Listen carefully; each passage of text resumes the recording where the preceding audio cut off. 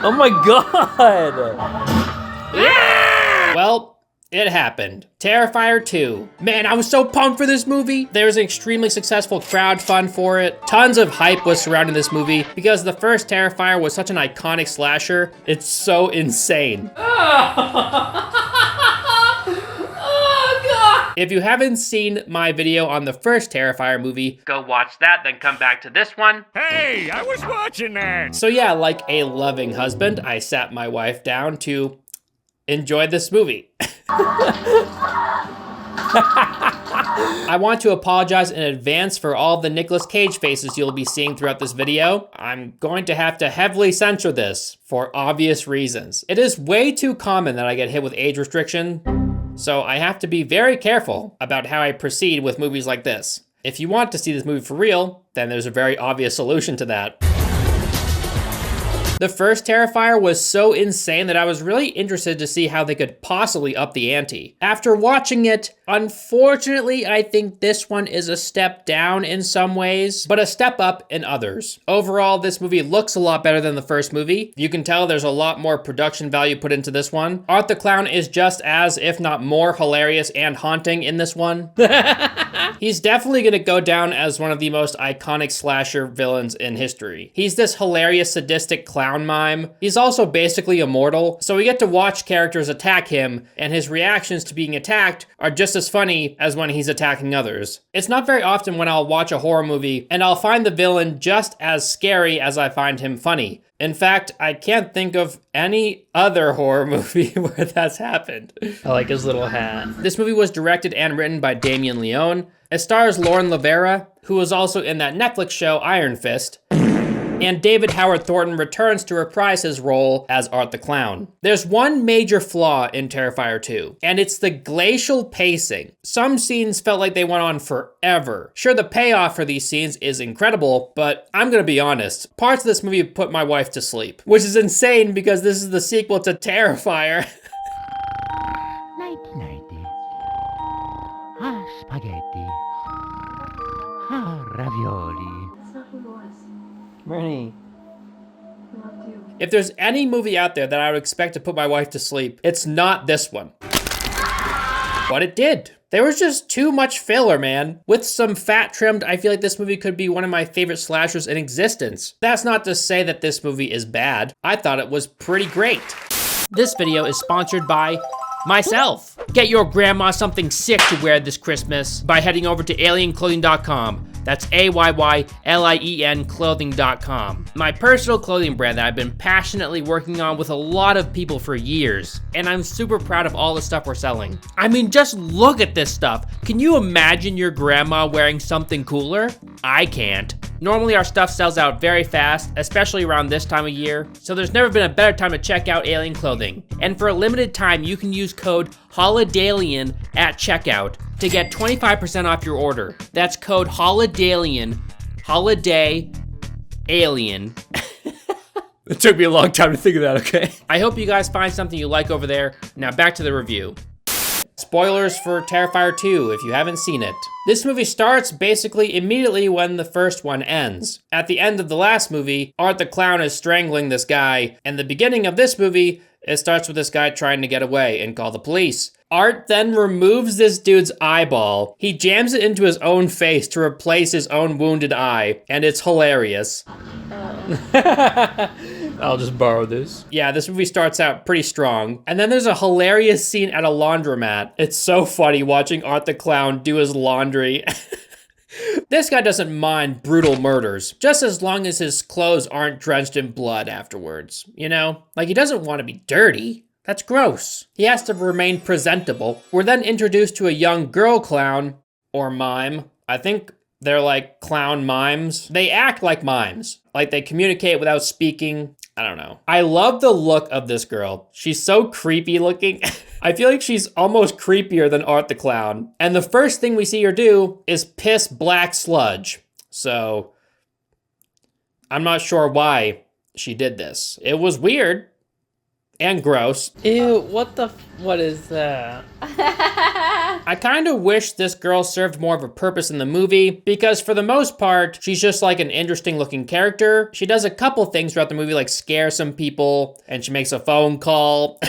But for the most part, she's like a non-character. She's kind of just like this phantom that follows Art the Clown around. It's implied early on in the movie that this girl only exists in Art the Clown's mind, because there's this other guy in the laundromat who wakes up and watches Art playing patty cake with this girl, but this guy can't see the girl. So it looks like Art is just a deranged lunatic playing patty cake with himself. I mean, he is a deranged lunatic, but to him, he's not playing patty cake with himself, you know?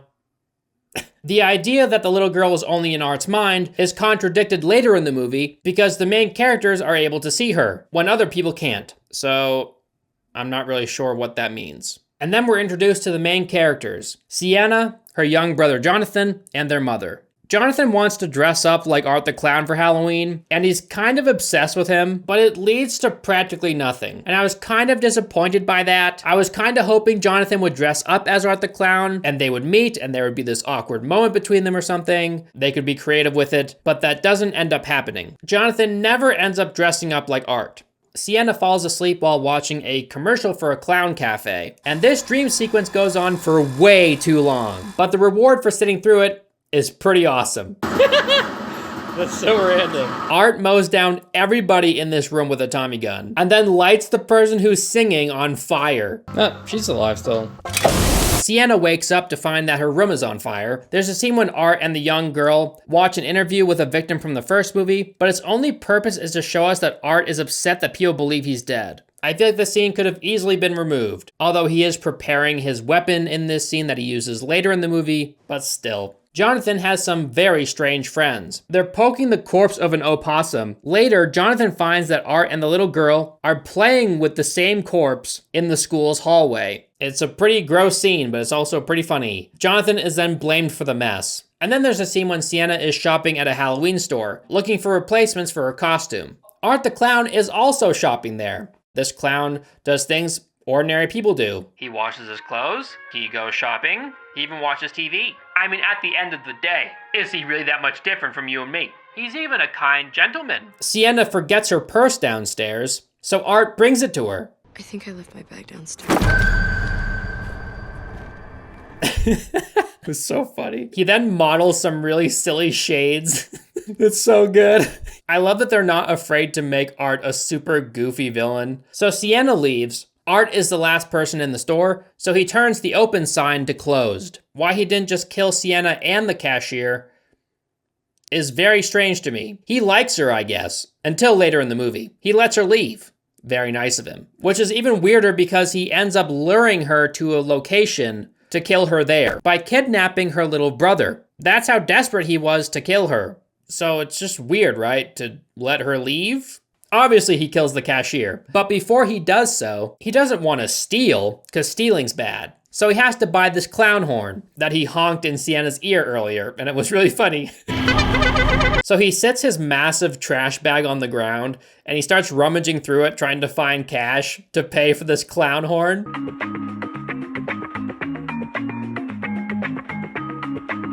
He keeps putting this random stuff on the counter to make some room to find the money. It's so good. While Art is counting the change, the clerk slams on the counter, and Art's reaction is amazing. Hey! After killing the clerk, a kid and his mother peer through the glass door, and they find Art there, pretending to be a statue, holding the clerk's head. Like, why is he doing this? We learn that the small clown girl was Art's first victim. If you read the news clipping, there's hints that she could have been related to Art in some way. But as of now, that's speculation. Apparently her body was found horribly mutilated in a makeup trailer at a carnival. In the movie, she's a sort of ghostly version of her living self, I guess. Jonathan keeps his late father's sketchbook and believes their father knew how to stop Art, but his sister and mother don't believe him. Sienna's friend Annie's death is by far the most gruesome in the movie. And it's probably the scene that led to some people puking or rushing out of the theater or something. I thought it was gross, yeah, but not nearly that gross, you know? The blood isn't super convincing in this movie. It's almost too red, like ketchup almost. But that doesn't mean these scenes were bad. They were pretty gruesome. The practical effects team did a lot of great work in this movie. So Annie's house is approached by Art on Halloween, but she denies him candy because he's an adult. Why would you do that? Really, no candy for grown-ups. No candy for grown-ups? What? Look at his costume. Obviously, he put a lot of effort into it. Just give him some candy. What the hell's her problem? So she deserved what happened to her. So yeah, she faces the repercussions of being rude by being scalped and heavily mutilated while you're still alive. Art does not like it when you don't give him the candy he wants on Halloween. Do not deny Art candy. There's a part when Art like takes her arm and pulls it in two like it's string cheese. Oh my god! Like it just splits in half like it's made of cake. That just reminded me of that random show. Is it cake? Oh my god, and they make all this stuff super realistic out of cake, and the whole point is to guess whether or not it's cake. Art then pours bleach all over her, and then jams salt into her wounds to keep her alive, I guess. He literally rips her face off. Oh god. So yeah, Annie's mom comes home and finds Annie in her room, sitting in her bed with Art. And this scene is horrifying. It's so disturbing. Ew. And then she like regains consciousness for a second and calls out to her mother best she can. God, it's so painful to watch. And Art's just like silently laughing the whole time. Oh God. We don't see Art kill her mother, but obviously he does, because he ends up using her head as a bucket for candy for kids. This movie is great, dude.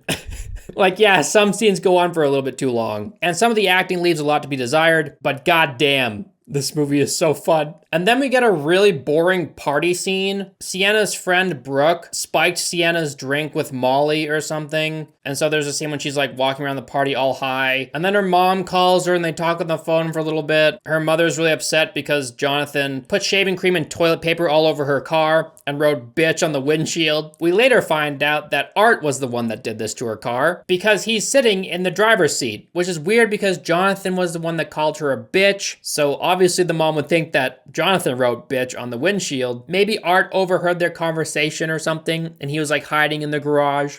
Who knows? You're such a bitch. Where'd he get the shaving cream and the toilet paper? It was probably in his bag. And how did the mom not see him sitting there when she walked in? Especially if there's writing on the windshield. He was probably like ducking or something. Anyway, she cleans the driver's side window and Art's sitting there. He's holding a sawed-off shotgun and he just blows her face off. She's dead. I'm just gonna say, if I were one of Art's victims, I would want to be her. Quick and easy. The little girl clown scares Sienna at the party. Sienna's scream when she sees her is pretty funny. Art the clown then serves Sienna's mother dinner. She clearly can't eat because her face is missing, but you know, Art's a nice guy. So he serves her mashed potatoes, and he mashes the mashed potatoes into her mashed face, while Jonathan is watching. Jonathan is then chased by Art, and eventually he's sedated. Why Art didn't kill him? Well, they need him to lure Sienna to a place to kill her, because Art desperately wants to kill Sienna. Even though he clearly had the opportunity earlier in the movie, they could easily just text Sienna with Jonathan's phone, and they do end up doing that. But this girl clown somehow has the power to mimic Jonathan's voice, so they get on the phone with Sienna, and the little girl's talking to her through the phone using Jonathan's voice, telling her to go to the Terrifier, which is like this haunted maze at a Halloween attraction. The phone thing was kind of dumb, to be honest. I don't know what else to do. I can't call mommy. Okay, alright, calm down. I'll come. That was stupid. I know they had to give this little girl something to do. I don't know, it's just silly, right? It really sucks because this character is so cool looking, and I feel like they squandered her in this movie. Oh well, you know, you can't have everything. Sienna's friend Brooke has a boyfriend. Guess what his name is? My name is Jeff. Jeff wears a shirt in this movie that says, "Just the tip, I promise." So you can probably guess how Art kills him. Art's gonna cut his dick off or something. Yep, just the tip. Jeff is peeing outside, and Art the Clown comes up and, you know, jams the knife directly into his crotch and stabs him there repeatedly, over and over. He then rips what's left of his little dingling off, and then Art shows Brooke, right? Here's just the tip, I got it for you. Brooke is so stupid in this scene. She gets in the driver's seat of the car. She even starts the ignition so she can drive away, right? Well, she just screams and lets Art pull her out of the driver's side window. So stupid. She then kicks him in the face and he flops backwards. He looks annoyed at first, then he's like, damn, I like a bitch with some fight in her. It's so funny to me how Art always acts so bewildered and annoyed when he's attacked, even though he's immortal. He eventually throws acid all over Brooke's face, causing it to melt off within seconds. It looks pretty awful. He beats her to death and then rips out her still beating heart and eats it.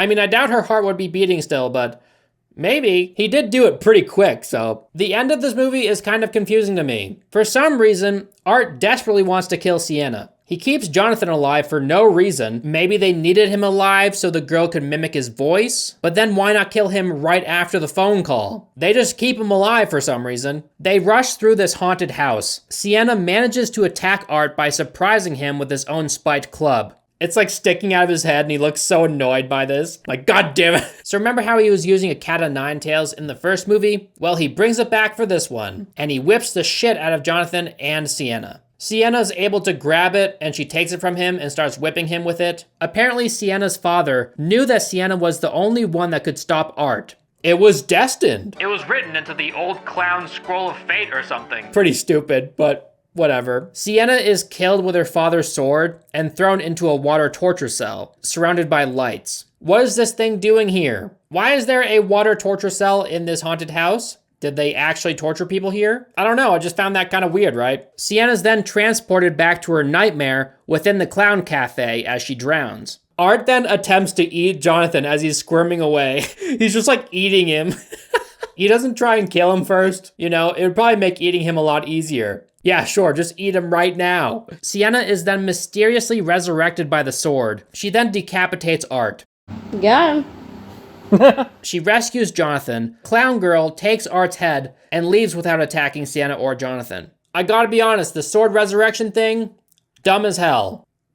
I don't mind if you explain how this happened, but they don't. It's just like a random thing that happens. If you're gonna do something like this, you gotta explain why it happens. I mean, come on, dude. I know this is a very silly slasher movie with an immortal clown thing, but some explanation would have been nice. I know that her father knew that this would happen somehow, but that's the only explanation we get.